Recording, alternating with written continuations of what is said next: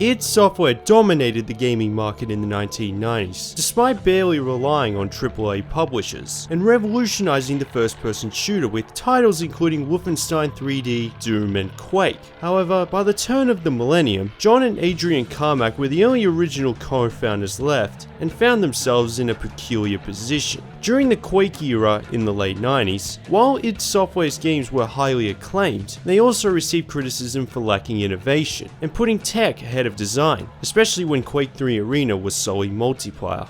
So what did they do next? Remake one of their previous IPs, of course. Although Adrian Carmack and Kevin Cloud were initially against the idea, with Kevin skeptical that the development team without all the original founders couldn't handle the expectations, while Adrian simply wanted to move on, development began June 1st, 2000, and would take over 4 years to make. John Carmack believed it was time for the Doom franchise to be revisited and made plans to create yet another brand new engine and keep the team small. A philosophy he stuck with most of his life, but made developing games a longer process, especially by 2000, as demonstrated with their next title, Rage, which was released 7 years after Doom 3, and its follow-up wouldn't be made for another 12 years, meaning that Doom 3 was the only id Software game developed in the 2000s, excluding mobile spin-offs. But they stuck to their principles, and the concept of demons in space combined with new technology, id Software were preparing a genuinely scary game out of the IP that brought them global fame. Because the first Doom is a masterpiece, a landmark of the first-person shooter, the developers knew they had to treat it with respect. The first in-game demo was unveiled at E3 2002,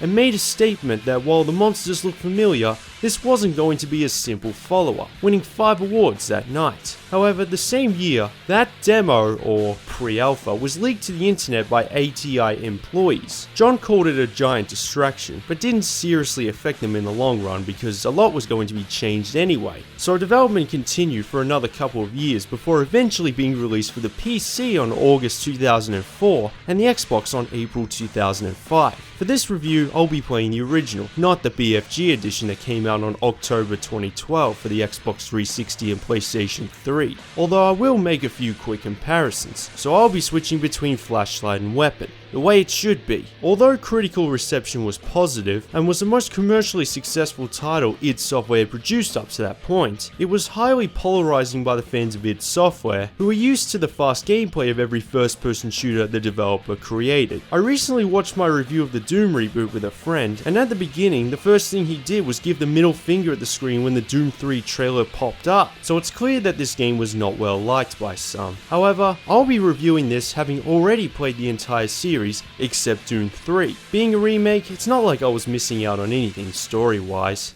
Mars approach, Dark Star with you, 07063, passing through 38000.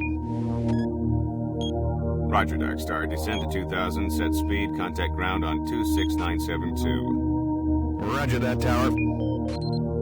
The year is 2145, and Union Aerospace Corporation have set up base on Mars for experiments and excavations to succeed in their science and tech research goals and enhance the human race beyond planet Earth. Amazing things will happen here soon. You just wait.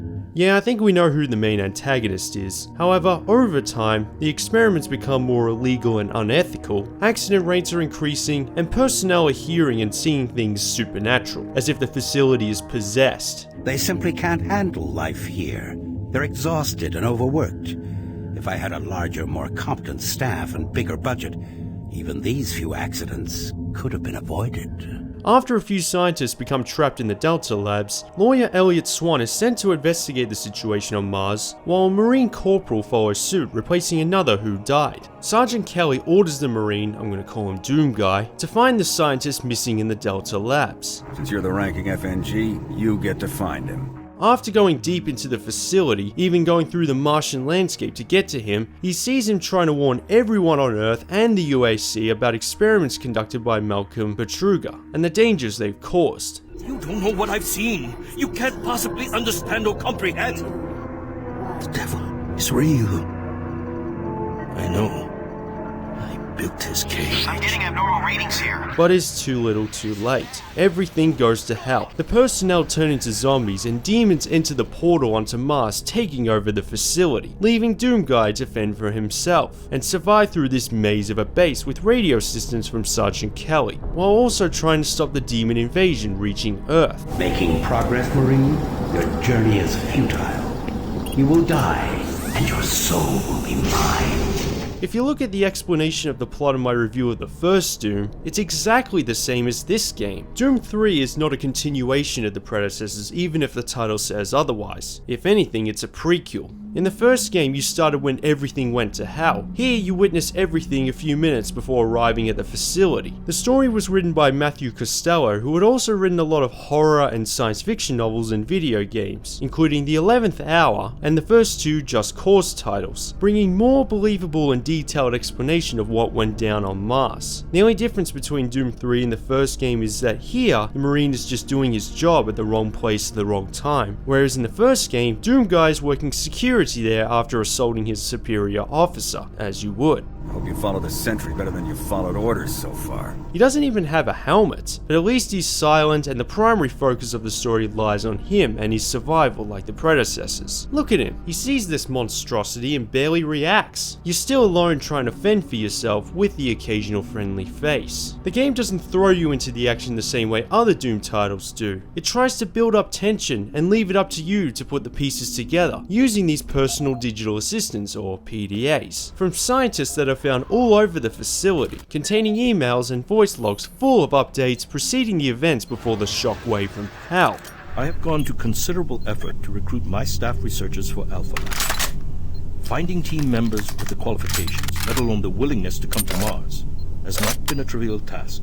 You know this already. They remind me of the scannable logbooks in Metroid Prime. You can look further into how the facility was destined to doom, or you can ignore them and only think about survival. It's important, so don't lose it. They also replaced the color-coded keycards. Keep it in mind because it's not as self-explanatory. The levels are split into small to medium chunks that take around 15 to 30 minutes to complete, but there are a lot of them, and they're nothing like the vibrant open space from the rest of the series. Instead, the rooms are tight, ranging from barely any light to none whatsoever. John Carmack wanted unified lighting and shadowing to play a key role in the gameplay, in which you need to keep switching between flashlight and weapon, which adds to the pressure and it can get tough on those greater enemies that move fast. In the BFG edition, you have the flashlight attached to your helmet so you can use the gun at the same time. This was heavily criticized as it took away a major part that made it suspenseful to play. Nonetheless, it's too dark for all the right reasons, and the lighting effects were ahead of its time, the colors and the way it reflects on the characters.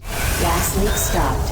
Fire extinguished. Another thing John wanted was interactive computers as opposed to levers and switches or computers with still images. They serve more than one purpose. A minor detail, sure, but I can't think of another video game that has this preceding Doom 3. The sound was composed by Vrenna and Clint Walsh, who collaborated to form Tweaker, with Doom 3 simply one of their projects. Trent Reznor was originally going to do it himself after his work on the first Quake, but the development hell Doom 3 went through would have made him too expensive to have on board. The music is mostly ambient like the PlayStation 1 version of Doom, apart from the theme which sounds similar to Lateralis by Tool. Despite the lack of heavy and catchy music, it sounds incredible. One of the few video games where I easily notice how good it is.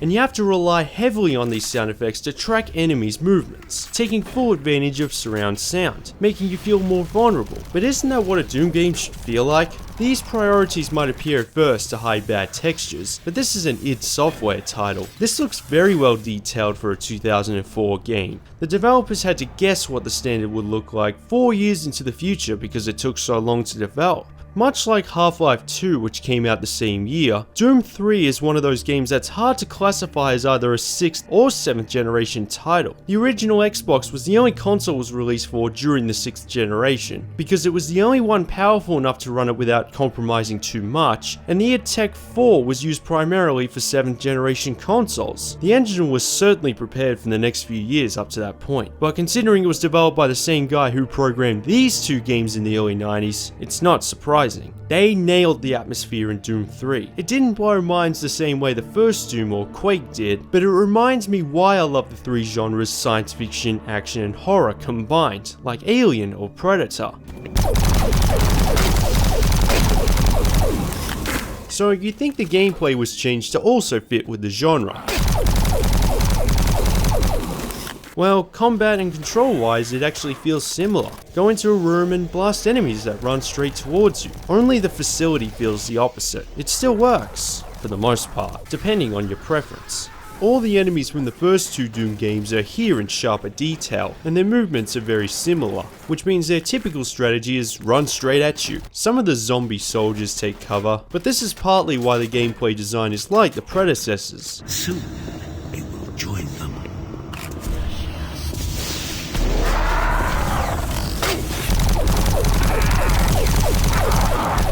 They're also triggered based on the position of the room. Like here, door opens, stand still, nothing. But walk through the door, then the enemy approaches. So after a few hours, you're more likely to anticipate their presence, but at least you can never expect the enemy type, and almost never have the correct weapon selected unless you played it so many times. So that sense of unpredictability is there.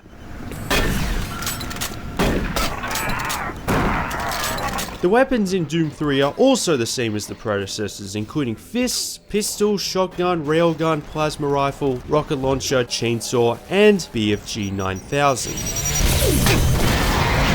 With a few additional ones like the assault rifle, grenades, and soul cube. Some are stronger than others, obviously. My favourite is the plasma rifle, but unlike any other Doom game, you need to reload them. While not very id Software, this also occasionally adds to the suspense, and the secret areas have been replaced with lockers full of ammo, weapons, armor, and health, and can only be unlocked with a key code which I can almost never figure out the correct combination for. Some of them can be discovered by listening to PDAs, and one where I just got lucky.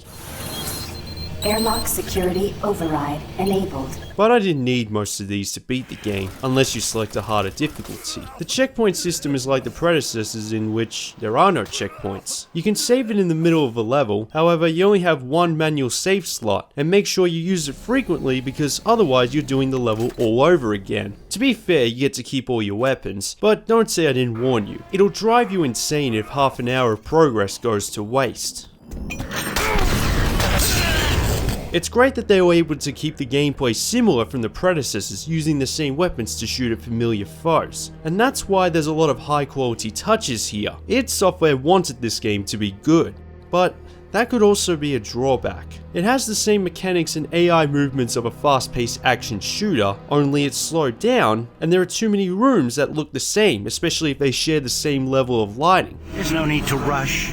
I am everywhere, and everything here is mine. It's not as exciting, and I'm not sure if it scares me enough to make up for it. Occasionally there's a stretch where you need to do a bit of platforming and puzzle solving, but they're not as fun or detailed as Half-Life, for example. Basically, its pacing and lack of variety is the game's biggest problem, and other Doom titles got away with it by having more enemies, and Doom Guy appearing as the top speed all-conquering force. They were exhilarating enough to overshadow the repetitiveness. I understand why the gameplay and design is like it is, because id Software didn't want to sacrifice too much of what made the original Doom a classic. Good point. You can tell they made the perfect compromise of old school Doom gameplay mixed with their graphical goals, and for the first half an hour it's quite a combination. But after looking at the same dark facility for even longer than that, while moving at a snail's pace, you even have a stamina bar. The kindest way to put it, Doom 3 is better to play in short spans. But what else can you do? If they leaned more towards one of their key goals too much, they would completely fail with the other, and therefore make the whole game worse than it already is.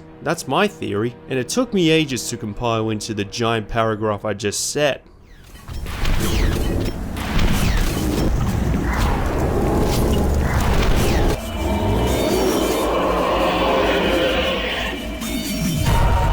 We're reaching a period where Doom 3 has gotten a bit more appreciation, partly because the series has gone back to its traditional roots anyway, and we look back at this one as an interesting direction. It works, just not as much as these games. Doom 3 would be the latest in the series for over a decade, as even before it was released, the developers intended to make a new IP with, you guessed it, a new engine that would take another 7 years with aforementioned Rage. I don't want it to appear as a negative review, because I like this game. The graphics, sound, art direction, controls, and faithfulness to the predecessors make this a must play. But there's something about moving faster that makes it better. It feels uneven, but it's still worth checking out.